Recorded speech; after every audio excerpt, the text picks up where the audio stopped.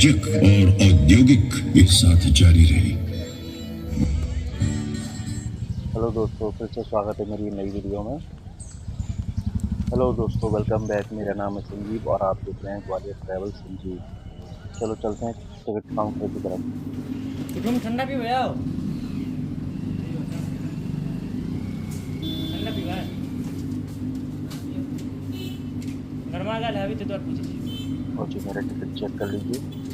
Group GST है 250 का ticket है। तो नहीं है मालिक तभी तो क्या चलते हैं शो की तरफ। पूरा चेक कर लीजिए टिकट।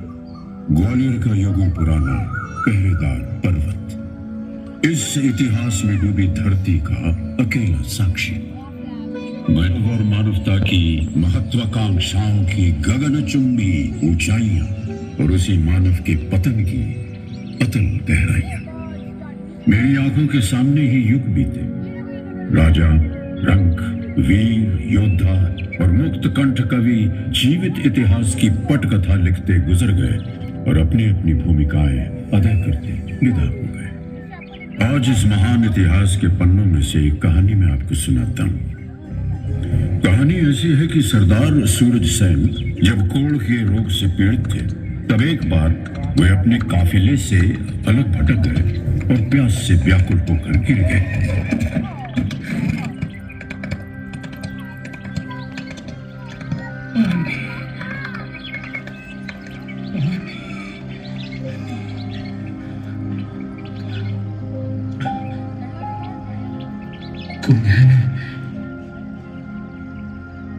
कोई मुझे पानी पिला दो। पूर्वाय गिरये पश्चिमायाग्रये नमः। गुरुदेव मेरी मदद कर सकते। ऋषिर्गणानां पतये विनाधिपतये नमः। ये बैठ के बनाना बंद करवा देगा, बैठ के कर लो, बंद करवा देगा नहीं। हाँ अवश्य आओ, मैं तुम्हें पास की एक शिला के पास लेकर चलता हूं, जहां एक गुप्त झरना है। आओ मेरे साथ, चलो।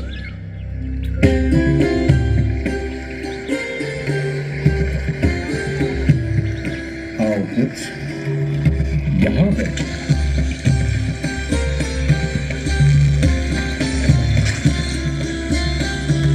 लो वत्स, इस कुंड के जल को ग्रहण करो, सब ठीक हो जाएगा।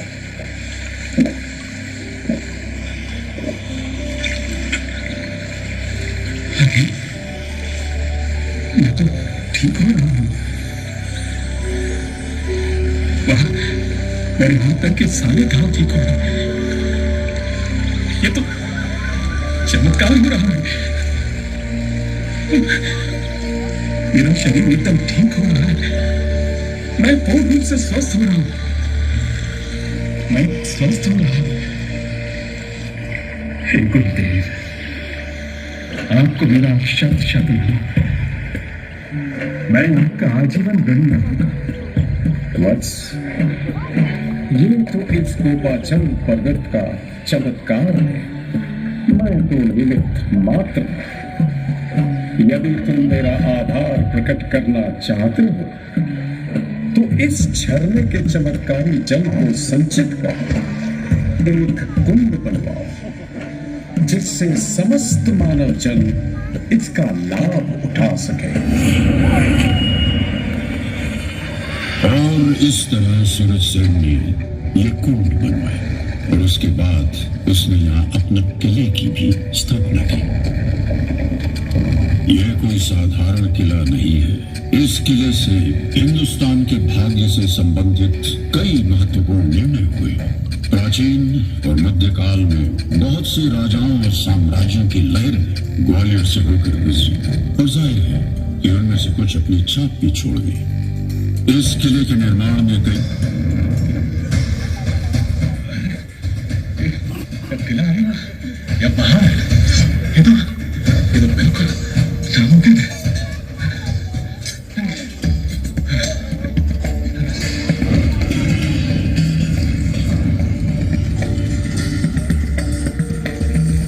सुल्तानों के सुल्तान जिले सुभानी हम कच्छप घाट वंश का कुछ नहीं बिगाड़े। महमूद गजनवी के सिपाहियों ने लाख कोशिशें की, लेकिन हर बार नाकाम रहे। 4 दिन किले के इर्द गिर्द डेरा डालने के बाद भी कुछ हासिल नहीं हुआ।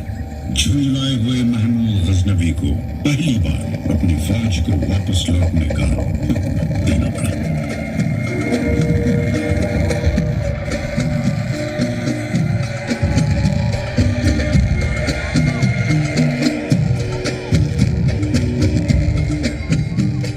कच्छप घाट के वीर योद्धाओं को बार बार खतरों का सामना करना पड़ा।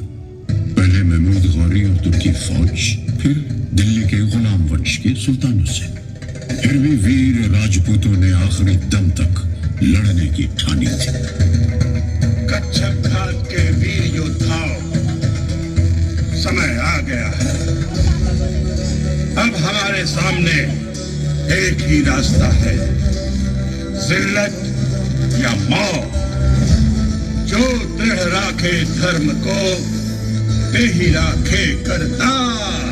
जो दृढ़ राखे धर्म को, ते ही राखे करतार। जो दृढ़ राखे धर्म को, ते ही राखे करतार। स्वामी, यदि आज इस किले के भाग्य में पराजय और महारानियों के अपमान की ही संभावना है, तो हम अपने ही हाथों इस जीवन का अंतिम वाक्य लिखेंगे।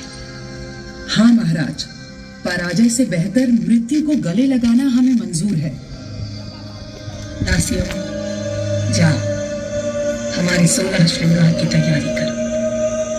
सज सवर कर हम मृत्यु का आलिंगन करेंगे।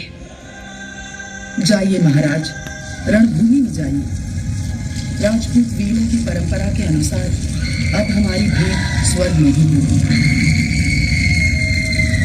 राजपूत वीरांगनाओं, आपका साहस और शौर्य किसी भी महान राजपूत वीर से कम नहीं। और इसी के साथ अपनी आन और परंपरा के अनुसार महाराज और उनके वीर बांकुरे केसरिया बाना पहने रणभूमि में अपनी जान की बाजी लगाने के लिए चल दिए। सैनिकों, कूच करो।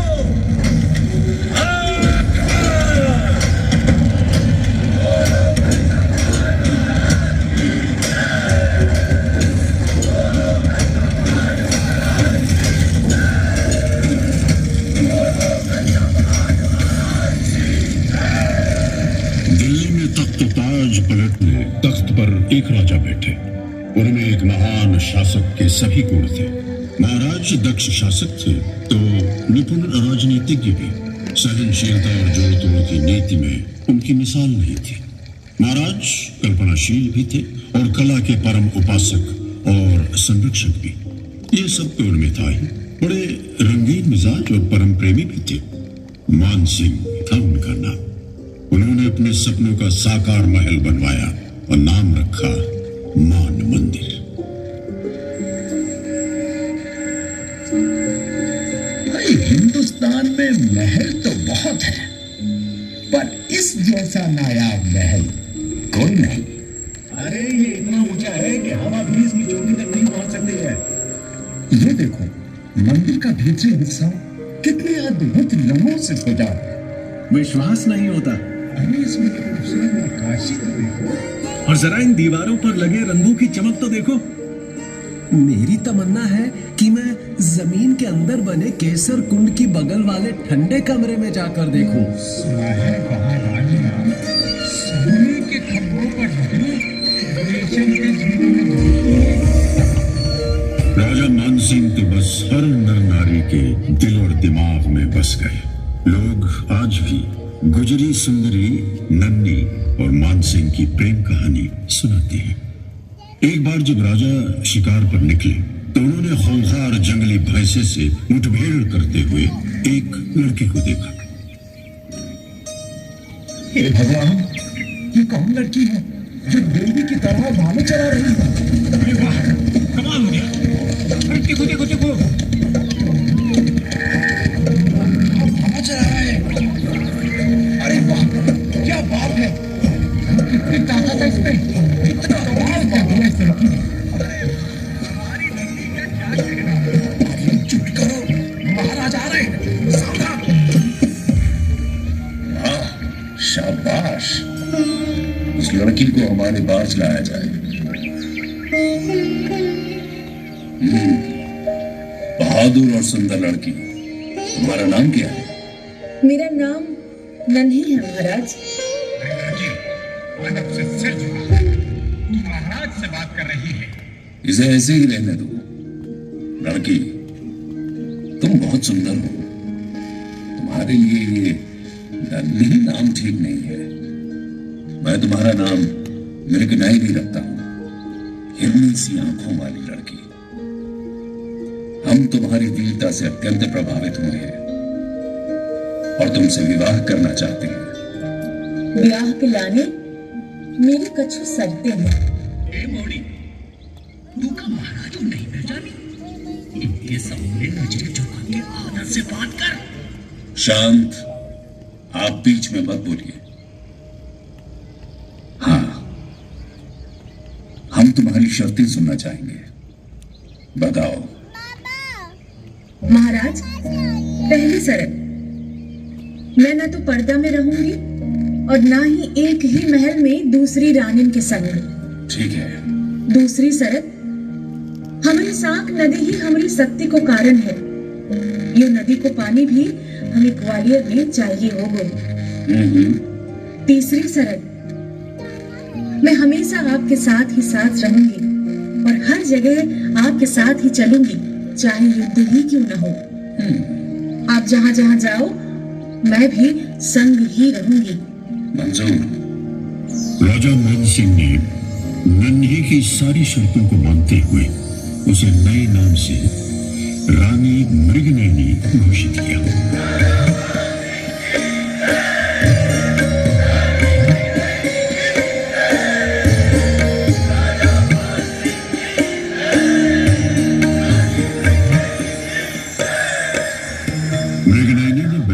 से संगीत सीखा। दोनों संगीत के दीवाने थे। सुरों की डोरियों ने महाराज मान सिंह और समूनी गुर्जरी को आपस में ऐसा बांधा कि बस वे बंधते ही चले गए।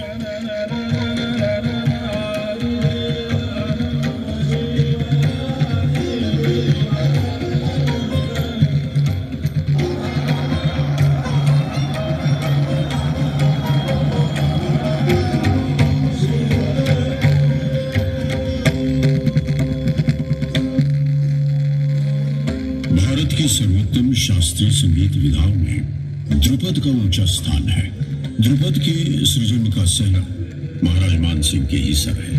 देश के कोने कोने से संगीत के विद्वान मान मंदिर की यात्रा के लिए आने लगे। महल के विशाल और सुंदर कक्ष भारतीय शास्त्रीय संगीत की सुरताल से गूंजने लगे।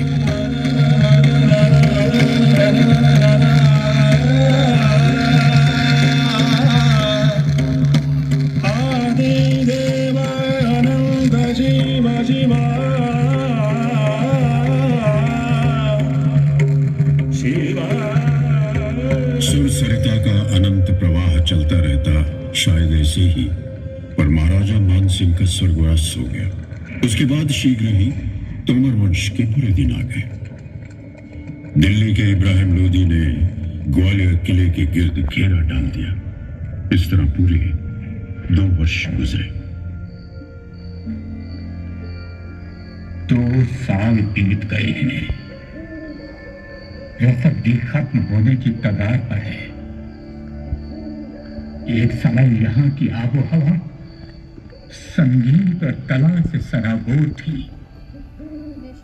अब ये आलम है कि तोप के गोलों की गूंज और तलवारों की खनकार में मौत के खौफ तले सब कुछ दब गया है। पता नहीं कब वक्त गोलीबारी कब बंद करेगा। कितना गुबार उठा है।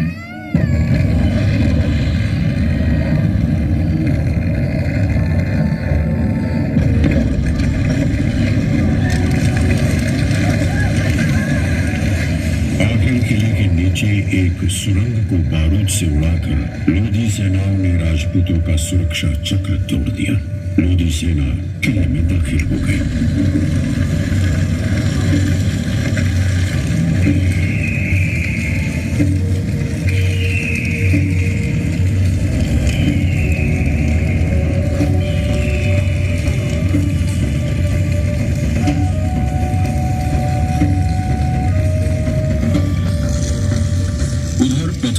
सम्राट बाबर ने भारत पर हमला कर दिया था। बाबर ने पानीपत के मैदान में लोधी सेना को शिकस्त दी, फिर आगे बढ़ा और ग्वालियर के किले को फतेह किया।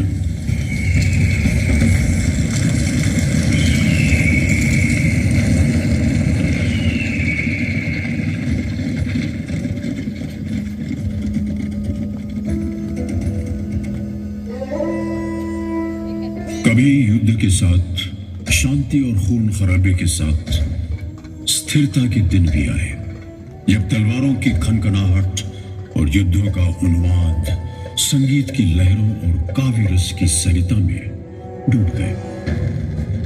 शेर शाह सूरी ने यह किला शहंशाह हुमायूं से छीन लिया था, मगर अकबर की अगुवाई में मुगलों ने इसे जीतकर वापस हथिया लिया।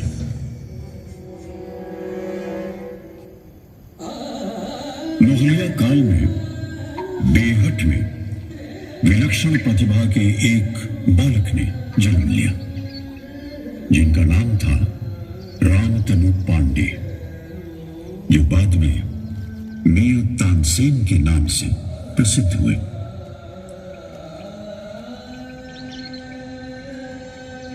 वे तानसेन थे जिनके कारण शहंशाह अकबर की आमद रंग बहार से खिल उठती थी और जश्न का आगाज हुआ करता था।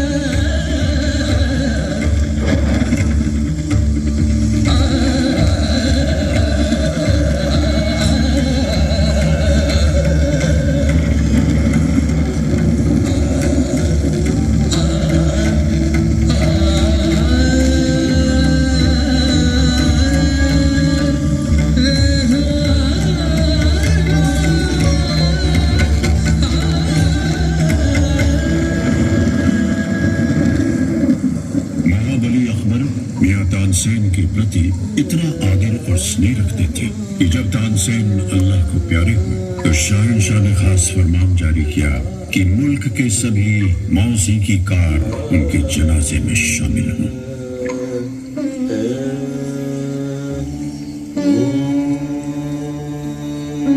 ग्वालियर जब शहंशाह अकबर की सल्तनत का हिस्सा बना, उस दौरान इस किले को एक विशाल कैद खाने के रूप में तब्दील कर दिया गया था। यहाँ से किसी का निकलना मुश्किल था। इस किले से हंसती गाती महकती जिंदगी गायब हो गई। यहाँ विद्रोहियों और राजनैतिक बंदियों को हथकड़ी और बेड़ियों में रखा जाने लगा। वक्त कैसे तेजी से गुजरता है। हमारा ये शानदार किला आज दुख दर्द की सराय बन गया है। बड़े दुख की बात है कि इसी महल के खूबसूरत सर्व खानों में कभी रानी महारानियां धूप की तपिश से बचकर आराम फरमाया करती थी। आज वही सब खाना फांसी खाने में तब्दील हो चुका है। न जाने कितने शाही कैदी इन अंधेरों में डूब गए हैं। मैं नहीं पीऊंगा, रहम करो, मुझ पर जबरदस्ती मत करो, रहम करो, रहम करो, रहम करो, रहम करो। कैसे नहीं पिएगा? पियो। फ्रांसीसी यात्री बर्नियर ने अपने ग्वालियर प्रवास पर शाही कैदियों की दुर्दशा को बयान करते हुए लिखा था कि यहाँ कैदियों को पोस्त पिलाई जाती थी, जिसे अफीम की डोरियों को पानी में भिगोकर बनाया जाता था। इसके असर से कैदी का शरीर धीरे धीरे सूख जाता था। जुल्म के शिकार कैदी अपना दिमाग खो बैठते और धीरे धीरे वे मौत की गोद में सो जाते। एक कैदी ऐसा भी था जो इस किले से जीवित बच निकला। वो और कोई नहीं बल्कि सिखों के गुरु हरगोबिंद सिंह जी थे। सतगुर बंदी छोड़ है, सतगुर बंदी छोड़। मल्लिका नूरजहां के कहने पर शाहजहां जहांगीर ने उनकी रिहाई का फरमान जारी किया था। अरे भाई सुना कुछ? गुरु ने किले से अकेले यहाँ होकर जाने से इनकार कर दिया है। और शहंशाह ने कहा है कि जितने कैदी गुरु के दामन को पकड़ सकते हैं वो उनके साथ रिहा होकर जा सकते हैं। रात भर सभी लगे रहे। गुरु के दामन के साथ एक एक करके कई झालरें टाँकी गई, लेकिन गुरु का दामन फैलता ही चला गया। इस तरह 52 कैदी उनके साथ रिहा हो गए।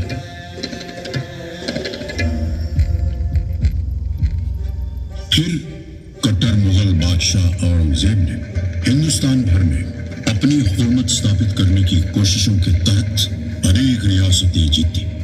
मुगलिया फौज लेकर जब वो दक्कन पहुंचा तो वहां उसका मुकाबला केसरिया सिंह मराठा छत्रपति शिवाजी महाराज से हुआ, जिन्होंने हिंदवी स्वराज्य यानी आजाद भारत का झंडा बुलंद किया था। छत्रपति शिवाजी ने एक फौज बनाई थी जिसमें शूरवीर सिंधिया योद्धाओं समेत अन्य मराठा वीर जुड़े। छत्रपति के सपने को साकार करने के लिए मराठा रणवीर राणोजी सिंधिया मध्य भारत आए। उन्होंने मुगलों को हराया और उज्जैन को अपना गढ़ बनाया। महाकालेश्वर मंदिर का जीर्णोद्धार कराया। आज मुझे उज्जैन में महादेव का यह ध्वस्त महाकालेश्वर मंदिर देखकर रोना आ रहा है। बड़ी पीड़ा होती है कि 500 साल से उज्जैन नगरी में सिंहस्थ कुंभ का आयोजन बंद है।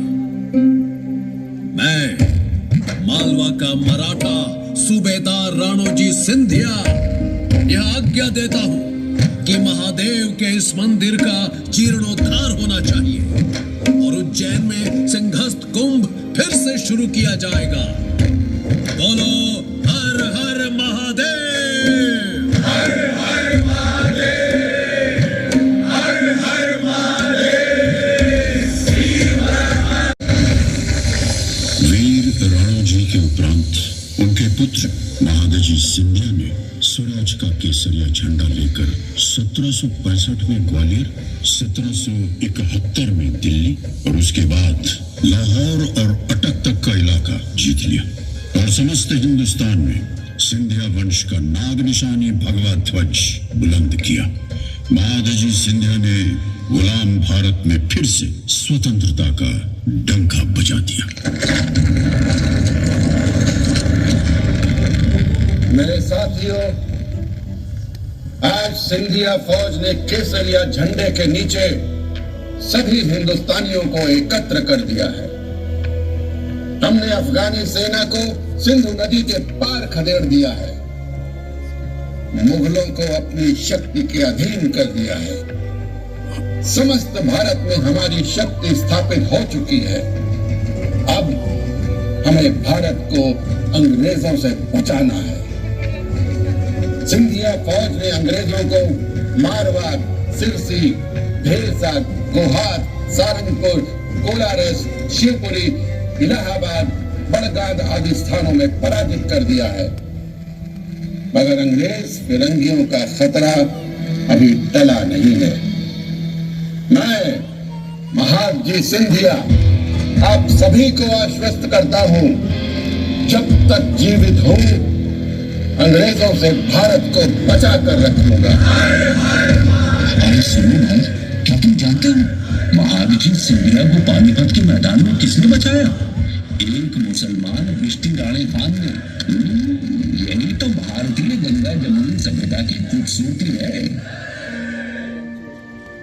मेरे जांबाज सिपाहियों, आज हम अपने बहादुर भाई राणे खान का आदर करने जा रहे हैं, जिन्होंने मुझे दूसरा जीवन दिलाया।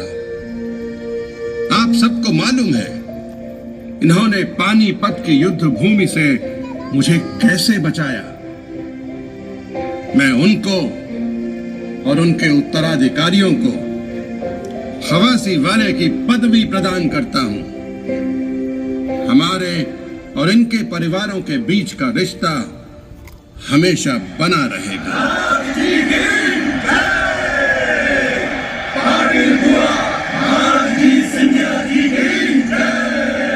महादजी सिंधिया ने उत्तर में आज के पाकिस्तान में स्थित अटक से लेकर कटक तक हिंदवी स्वराज्य स्थापित किया। अजमेर, अलीगढ़, आगरा, दिल्ली, सरहिंद, ग्वालियर, अहमदनगर, भरूच और लाहौर जैसे अनेक शहर एक एक बहुत खास काम के लिए चुना है। इधर का बागी लोग हमारा साथ देगा, वो जिताएगा। किधर से किला का दीवार पर चढ़ना है, तुम्हारा कपड़े के जूते से कोई आवाज नहीं आएगा, समझा? ग्वालियर का किला हिंदुस्तान का चाबी है, इसको फतेह करना उतना ही जरूरी है जितना कि फांसी की लड़ाई में हमारा जीत।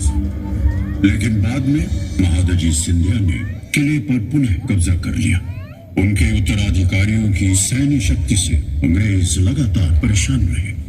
1843 में दोनों सेनाओं का महाराजपुर में मुकाबला हुआ। सिंधिया की फौज अकेली लड़ी और नेस्त नाबूद हो गई।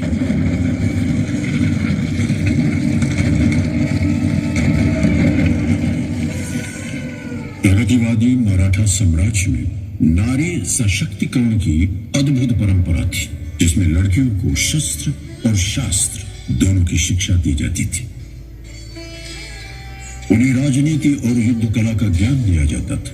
इस परंपरा का अद्भुत उदाहरण थी सिंधिया परिवार की महारानी वीरांगना बैजाबाई सिंधिया। तलवारबाजी में निपुण वे बैंकर रानी के नाम से प्रसिद्ध थी।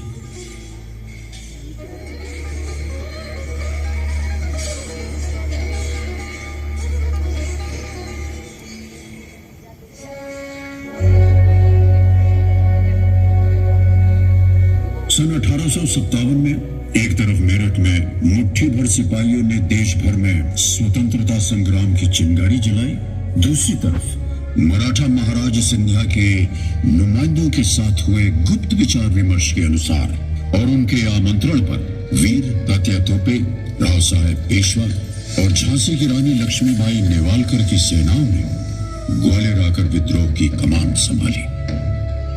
कहते हैं महारानी ताराबाई सिंधिया के कहने पर हमारे जांबाज क्रांतिकारियों के लिए सिंधिया कोषालय खोल दिया गया था।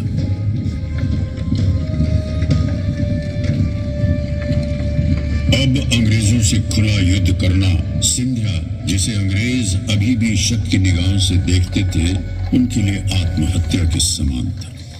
इसलिए ग्वालियर के किले को सिंधिया महाराज की सेना ने रानी झांसी को सौंप दिया था। लेकिन जब अंग्रेज शक्ति भारी पड़ रही थी, तब सिंधिया के नुमाइंदों ने रानी को ग्वालियर से सुरक्षित निकलने की सलाह दी। अंग्रेजी सेनाएं लगातार पीछा करती रही और झांसी की रानी लक्ष्मीबाई नेवालकर ने आखिरी दम तक युद्ध करने की ठानी थी। अंग्रेजी सेनाएं लगातार पीछा करती रही। रानी के घोड़े ने जान दे दी। रानी बुरी तरह जख्मी हुई और वीर गति को प्राप्त हुई।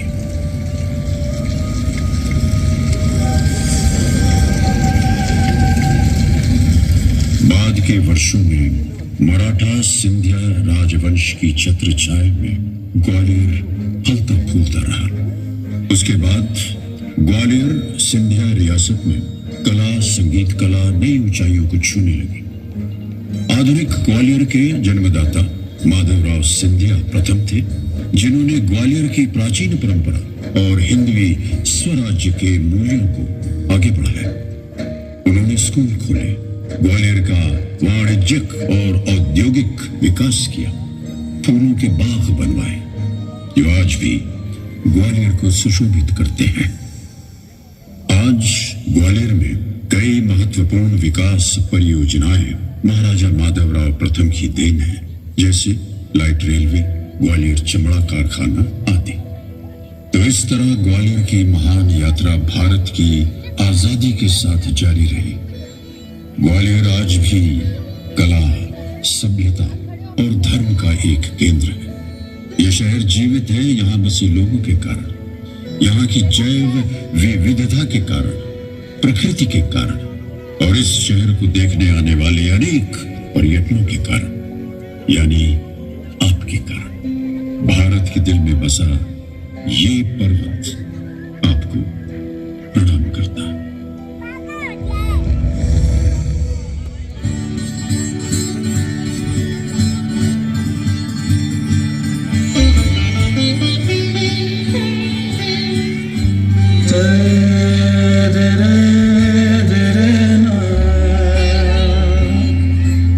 दे